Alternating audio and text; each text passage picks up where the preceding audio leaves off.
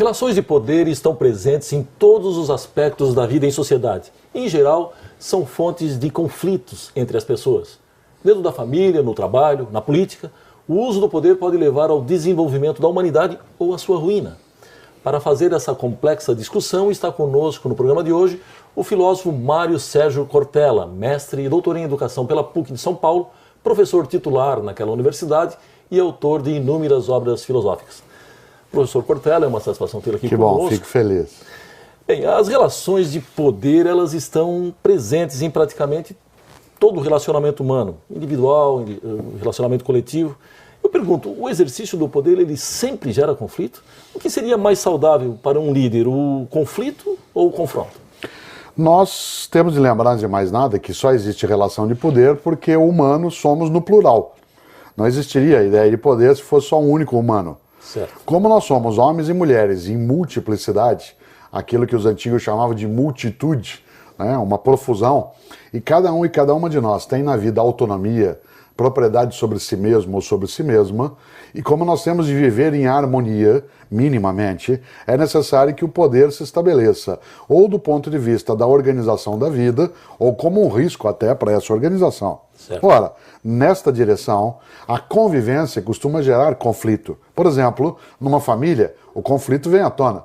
Divergência de posição, qual o horário para se alimentar no domingo, a televisão fica mais alta ou mais baixa, se está frio, um quer cobertor, o outro não quer.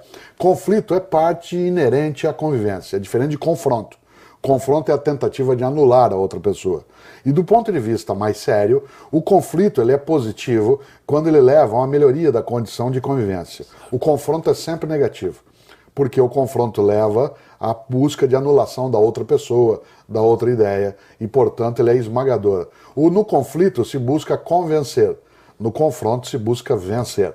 E desse ponto de vista, né, o conflito faz parte da vida, mas ele em nenhum momento deve, embora aconteça, ele deve se transformar em confronto. No confronto há perda, no conflito há mudança. Muito bem, professor. Se nós aceitarmos que a história se constrói de forma dialética, esse conflito entre quem detém o poder e quem é submetido a ele poderia resultar, digamos, numa síntese benéfica para o conjunto? Toda a história da humanidade é uma situação processual. Essa situação se dá o tempo todo entre o novo e o velho, na chamada dialética novo-velho, no qual o novo já está contido no anterior. E aí a gente avança, a gente cresce, a gente progride. É preciso lembrar que a palavra progredir, evoluir, ela é uma palavra neutra. Câncer também evolui, problemas também progridem. É uma mudança de estado. Agora, se nós entendemos que é para melhor, eu suponho cada vez mais que esses conflitos que nós vamos tendo de ideias, de posturas, de posições, eles podem conduzir a uma melhoria da existência. Mas, quando eles, tal como nós falávamos há pouco, se conformam e se transformam em confronto, isso leva a um retrocesso da nossa condição de vida. Eu gosto muito de imaginar uma coisa, aproveitando que eu sou também da área de teologia, na PUC São Paulo, os cristãos afirmam que Jesus de Nazaré disse uma frase fortíssima, que eu acho magnífica, em que ele teria dito: quero que tenhais vida e vida em abundância. Não é mini-vida, não é sub-vida, é vida em abundância. Para que a vida seja abundante, o poder tem que estar a serviço da vida. Não pode ser um poder que serve a si mesmo. Certo. Eu brinco sempre, um poder que se serve em vez de servir, esse é um poder que não serve. A tarefa do poder é servir, não é se servir. Desse ponto de vista, a dialética, o movimento de reciprocidade dos conflitos, ele tem que ser o poder a serviço da vida e abundância. Se ele se torna anulação, ele aí é um poder que serve a si mesmo, e aí ele é deletério, ele é maléfico, ele é negativo. Bem, professor, na sua opinião, em se tratando de política, o que legitima o poder? A aceitação consensual por parte da sociedade ou a força de coerção, ou os dois? Os dois elementos, né? Por exemplo, a política entendida como a vida do cidadão e da cidadã. Não se confunda política com partido. Partido é uma das formas de fazer política. Claro. Não é nem a única e nem sempre é a melhor. Mas é uma das maneiras de fazê-la. Por exemplo, se faz política na família, na igreja, na escola, né, nos meios de comunicação. Política no sentido de interferência na vida coletiva, na vida do cidadão. No campo da política, isto é, da organização da polis, da sociedade, como diriam os gregos, da cidade, da polis, A convivência harmoniosa, ela é um objetivo, mas muitas vezes nós não temos isso como ponto de partida. Certo. Isso é o que nós desejamos chegar. Muitas vezes o consenso é obtido, em outras vezes não se tem o consenso. O consenso seria sempre uma coisa apreciável, mas ele não é sempre possível. Várias vezes, por exemplo, é necessário descartá-lo. Vou pegar um exemplo concreto. Políticas discriminatórias negativas. Não se pode ter consenso em relação a elas. Elas têm que ser tiradas fora. O nazismo teve de ser vencido. Não era apenas um conflito. A posição nazi-fascista de humilhação do outro, da eugenia. E as políticas discriminatórias positivas, as chamadas positivas. Essas positivas têm que ser agregadas às sociedades. Elas produzem, inclusive, polêmica. Por exemplo, a temática das cotas, a inserção de pessoas despossuídas em alguns mecanismos, a utilização de ferramentas de proteção às minorias políticas. A Lei Maria da Penha. Claro, a mesma coisa. Você imaginar isso em relação às mulheres, isso em relação ao cuidado em relação àqueles que têm alguma deficiência. É preciso, nesta hora, criar o lado positivo disso. Mas a humanidade precisa sim ter como foco a vida e abundância. A gente diria assim, mas isso é uma utopia. Eu diria ainda bem. Né? Significa que a gente é capaz ainda de sonhar, ainda de acreditar, ainda de crer naquilo que Paulo Freire, o estupendo educador pernambucano, chamava de inédito viável. Isto é, aquilo que ainda não é, que portanto é inédito, mas que pode ser, que é viável de construir. E eu acho que uma coisa viável é a vida em abundância. Bem, professor Cortella, nós precisamos fazer um rápido intervalo, nós voltamos em seguida. É um minuto só.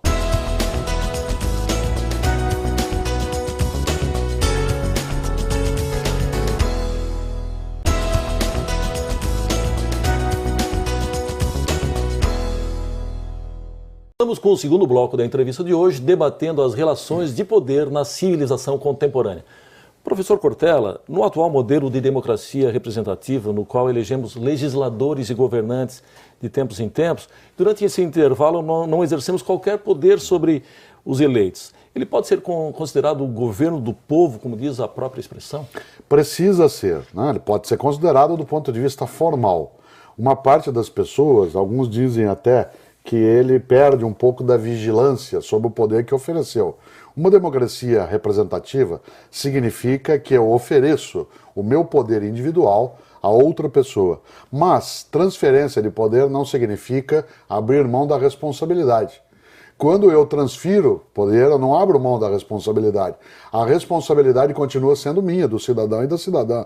Se o meu parlamentar, o meu governante, age contra os meus interesses, ou ele é conivente com forças negativas, ou ele pratica a incúria ou o peculato, como sendo um servidor público, é necessário que eu haja sobre ele com as forças que comigo se juntaram.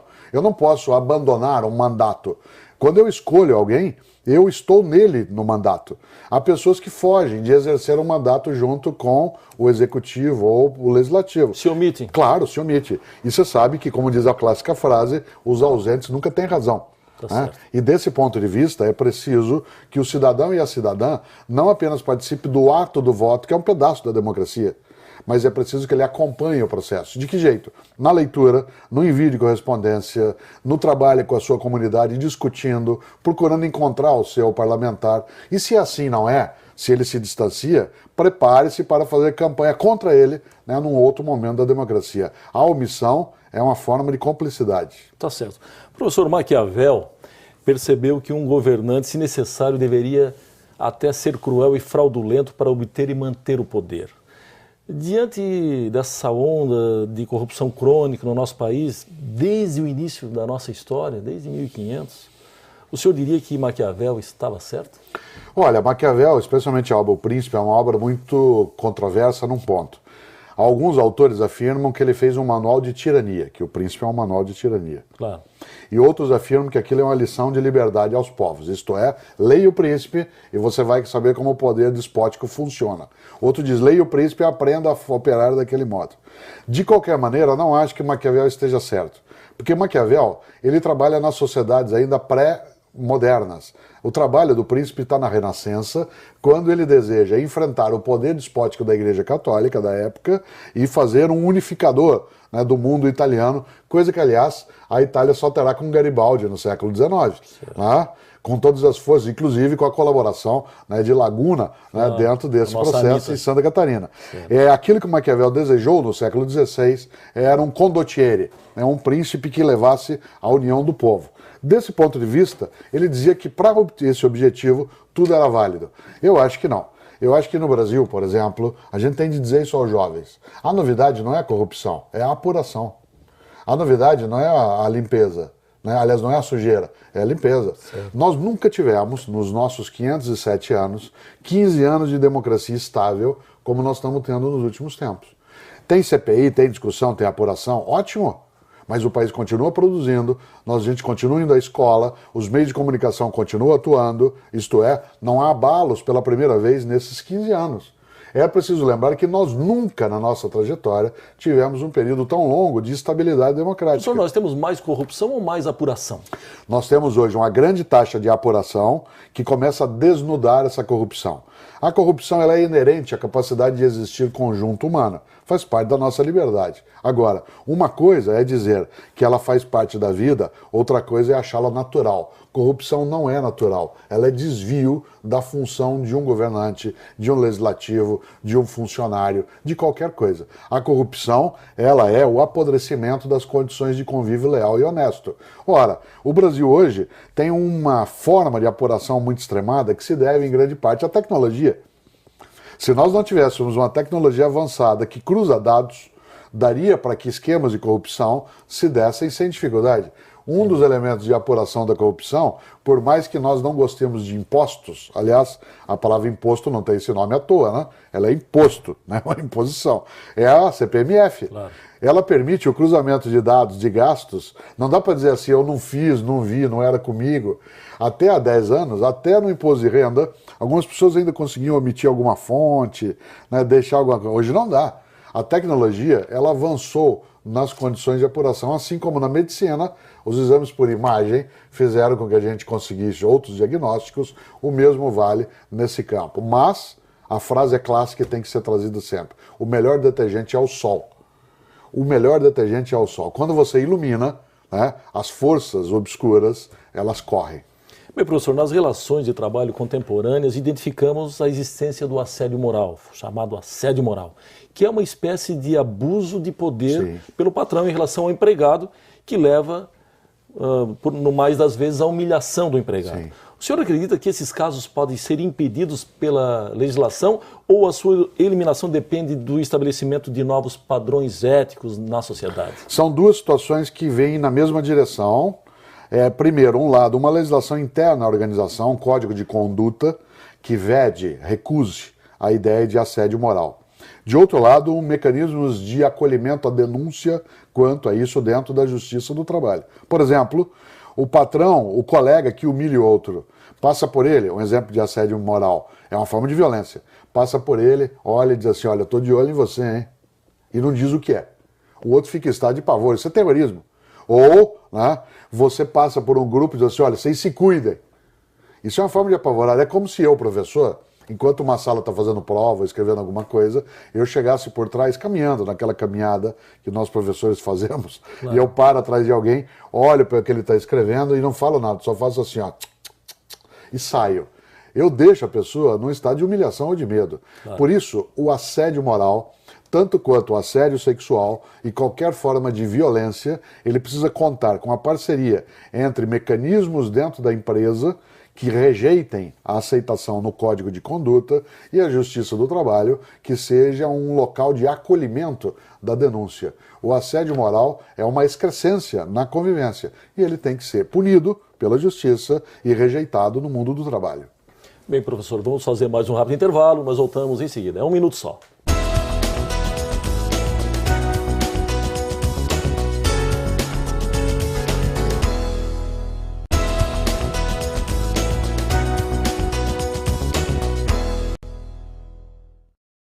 Chegamos ao último bloco da entrevista de hoje, debatendo as relações de poder com o filósofo Mário Sérgio Cortella.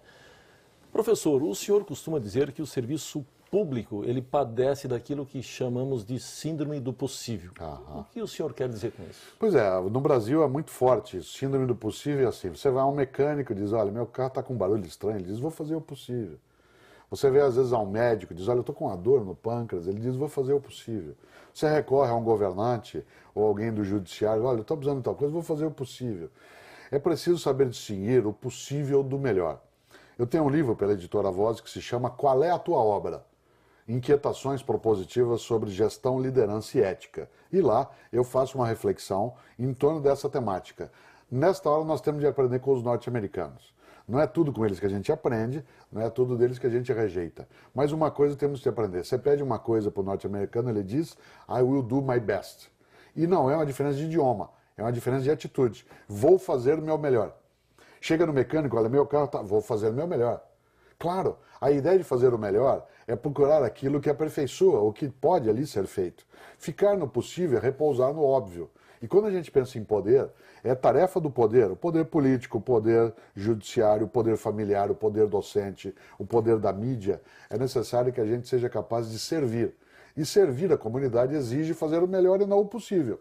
No possível, o descanso. No possível, repouso. Isso é um perigo. Uma sociedade como a nossa não merece que a gente fique no possível. É preciso, sim, ir atrás do melhor. Por isso, todas as vezes que alguém diz assim, eu faço o que eu posso, talvez a frase deva ser, faça então o que deve. Se você vinha fazendo até agora o que você pode, comece a fazer agora o que se deve. E o que se deve é fazer o melhor e não apenas descansar naquilo que é a obviedade. Eu escutei essa frase pronunciada por vários atletas dos Jogos Pan-Americanos que estão se preparando fora do Brasil. Dizendo que é preciso fazer... Eu dei o meu melhor. Fiz o meu melhor. É preciso ir atrás do melhor. Porque o melhor é aquilo que constrói a posição mais adequada. O possível é o descanso.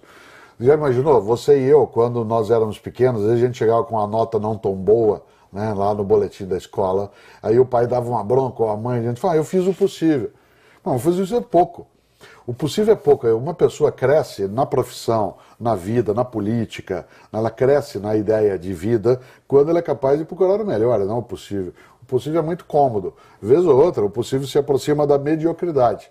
Isto é, fazer o mínimo básico. Né? É aquela brincadeira da escola, deu para passar, então eu fiz. Quanto que era para tirar? Era só aquilo. Isso é contentar-se com o empobrecido. Quando vida humana é ir atrás do pleno e não do empobrecido. Professor, o senhor estava falando há pouco que a finalidade do poder é servir. Um poder arrogante, ele pode cumprir essa finalidade? De forma alguma, porque a arrogância ela é a exclusão do serviço. O poder tem que ser humilde. Humilde é diferente do subserviente. Subserviente é aquele que se abaixa a qualquer coisa. Humilde é aquele que sabe que não sabe tudo, que sabe que não tem qualquer poder, que não venha da coletividade. Humilde é aquele que sabe que aprende com o outro. Humildade é uma virtude. Claro, a pessoa humilde tem que ser orgulhosa do que faz, mas ela ser orgulhosa em nenhum momento deve colocá-la na posição da soberba, aquele que ele acha que ele é o único modo de ser humano. Ao contrário, eu vou insistir sempre, a tarefa do poder é servir. Um poder que, em vez de servir, é um poder que se serve, esse é um poder que não serve. E desse ponto de vista, a arrogância é uma maneira de obter distância do outro, achar, inclusive, que a outra pessoa, ele é talvez menos de sujeito de direitos, por causa da escolaridade dele, do sotaque que usa, da religião que pratica, é como se ele fosse um menos humano. E não é verdade. A arrogância, ela é um vício, não é uma virtude. Professor, quando um líder tem dúvidas, isso é sinal de insegurança ou de inteligência? A inteligência é uma pessoa que não tem dúvidas, é uma pessoa que não entendeu parte da realidade. Claro, você e eu não podemos ser apenas alguém que só tem dúvidas, mas não tê-las é um sistema extremamente complicado de não crescer. Uma pessoa que não tem dúvidas não cresce, não renova, não inova, ela apenas repete. Ela fica, como eu costumo brincar, fica prisioneira do mesmo. A mesma praça, o mesmo banco, o mesmo jardim. E no mundo que muda, no mundo que se deve procurar o melhor, é preciso ter dúvidas. Será que o que eu faço é o melhor? Será que o que eu convivo é o melhor? Será que o meu modo de ser cidadão é o melhor? Ou ele é o possível? Será que eu sou alguém que passa o tempo todo dizendo assim, nossa, que horror, alguém tem que fazer alguma coisa?